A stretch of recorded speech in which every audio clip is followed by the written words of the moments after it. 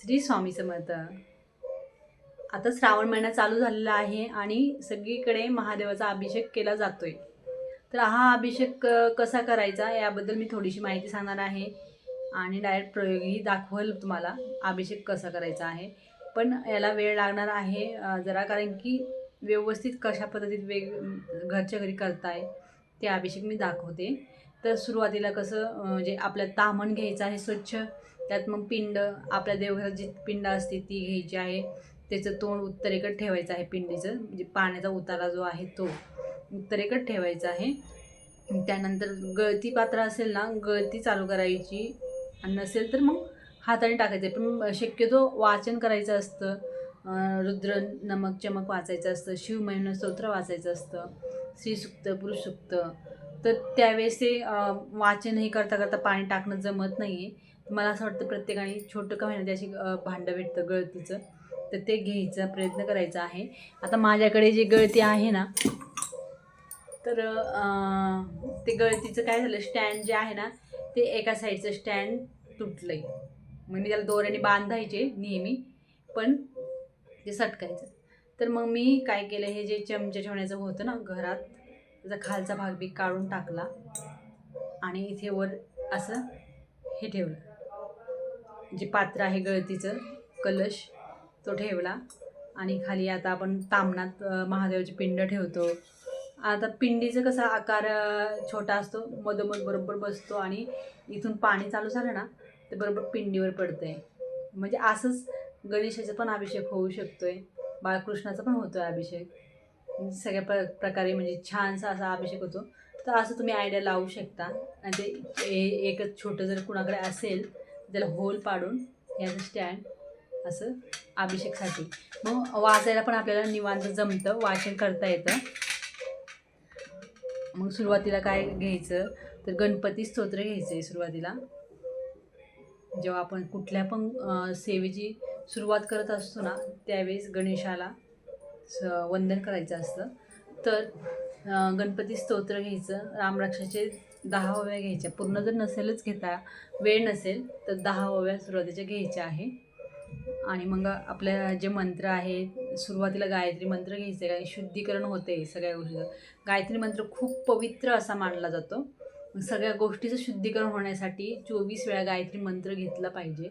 काही कळत नकळत आपल्याकडून काहीतरी राहून गेलेलं असतं. गोमूत्र जरी शिंपडलं तरी कुठेतरी काहीतरी विचारही शुद्ध झाले पाहिजे ना शुद्धीकरणासाठी. म्हणजे मग त्यावेळेस प्रथम गायत्री मंत्राला स्थान दिलं आहे. गायत्री मंत्र झाल्यानंतर मग रुद्र शिव गायत्री मंत्र जो आहे तो घ्यायचा आहे 11 वेळा. गायत्री मंत्र 24 वेळा घ्यायचा, रुद्रशिव गायत्री मंत्र 11 वेळा. मग नंतर महामृत्युंजय मंत्र एक माळ घेणं खूप महत्त्वाचं असतं. पण तेवढा वेळ नसेल हे जे मी सांगते ना, ते खास म्हणजे ज्यांना म्हणजे घाई आहे त्यांच्यासाठी सांगते. ज्यांना नाही ते निवांत करू शकतात. त्यांनी एक माळ 108 वेळा महामृत्युंजय मंत्र घेतला तर खूपच छान त्याचा अभिषेक होणार आहे महादेवाच्या पिंडीवर. आता मी तुम्हाला दाखवलं ना गळती पात्र वगैरे, तसं ठेवायचं. म्हणजे स्टार्टिंगला सुरुवातीला स्वामी स्तवन घेऊन स्वामींचा जप करून मग हे गणपती अथर्वशीष, रक्षाआणि मग आपले मंत्र घ्यायचे आहे आधी. आणि मग परत त्याच्यानंतर महामृत्युंजय मंत्रानंतर पंचप्रणवयुक्त जे मंत्र आहे ना तो पण घ्यायचा आहे. अमृत संजीवनी मंत्र घ्यायचा आहे. नंतर संजीवनी मंत्रही आहे तो पण घ्यायचा आहे. आधी हे मंत्र सगळे घेतल्यानंतर मग शिवमहिमा स्तोत्र जे आहे ते वाचन चालू करायचं आहे. शिवमहिमा स्तोत्र 12 ज्योतिर्लिंग स्तोत्र जे आहे ते वाचायचं आहे. मग रुद्र, मेन जो पॉईंट आहे रुद्र. मग आता घाईत सगळं काही जमतच नसेल शिवमहिमा स्तोत्र जरी वाचायला, तर त्यावेळेस त्यांनी नुसता रुद्र नमक चमक हे जे संस्कृतमध्ये आहे ना त्याचं वाचन करून जो अभिषेक केलेला असतो तो अभिषेक, आणि 11 वेळा महामृत्युंजय मंत्र हा घेतला. 15-20 मिनटाचा टाईम लागतो तरी चालतो. तो अभिषेक केलेलं पाणी जे आहे ना ते खूप म्हणजे पॉवरफुल होत असतं. म्हणजे ह्या सगळ्या सेवेने तर होतच आहे, पण एवढं काहीच न करण्याचं जे म्हणजे वेळ नाही असं म्हणण्यापेक्षा मग 15 मिनटासाठी तुम्ही रुद्र वाचू शकताय.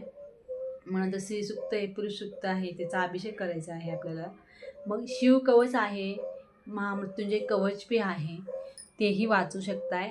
म्हणजे हे पर्याय आहेत. म्हणजे हे तर नेहमी सगळ्यांना करायचं जे अभिषेक आहे त्यांनी फक्त रुद्र केलं तर आणि महामृत्युंजय मंत्र केलं तर चालतं. पण सगळं व्यवस्थित करण्यासाठी मग हे सगळं झाल्यानंतर शिवकवच, महामृत्युंजय कवच आहे तेही वाचा. स्तोत्र जे आहे ते कवच स्तोत्र ते वाचन केल्यानंतर मग कालभैरवाष्टक आहे, कालभैरवाष्टक वाचायचं आहे. म्हणजे अशा प्रकारे पूर्णपणे आपला अभिषेक होतो, महादेवाचा अभिषेक होतो पिंडीवर. मग त्यावेळेस ते गळती पात्र बंद करून आपण हे करू शकतो. त्याचं स्वच्छ पूजा म्हणजे स्वच्छ करून मूळ स्थानावर ठेवून आपले जे देवाऱ्यात स्थान असतं तिथे ठेवायचे महादेवाचे पिंड. आणि मग 108 बेलपत्र व्हायचे आहे. बेलपत्र 108 नसेलच रोजच, म्हणजे विकतही भेटत नसेल कुठे, तर 11 असतील तर चांगलंच. आणि 11ही नसेल तर एकच बेलपत्र असतं ना, तर इतर वेळी फूल असेल व्हाईट पांढरे फूल वगैरे तर ते वाहू शकता. फुलही नसेल तर अक्षता घ्यायच्या, जे अखंड अक्षता असतात त्या तुटलेल्या नसतात, मध्ये फुटलेल्या नसतात, किडलेले नसतात, अशा अक्षता घ्यायच्या 108च ते व्हायचे आहे. आणि बेलपत्र शेवटी जे असतं ना नाव, त्यावेळेस शेवटी ठेवायचं असतं हातात. आणि मग एक जो मंत्र असतो ना बिल्वपत्र मंत्र, तो म्हणायचा असतो, त्रिजलम त्रिगुणाकारम. आणि अर्पम 108 बेलपत्र अर्पण केल्याचे मला हे लागू दे असं म्हणायचं.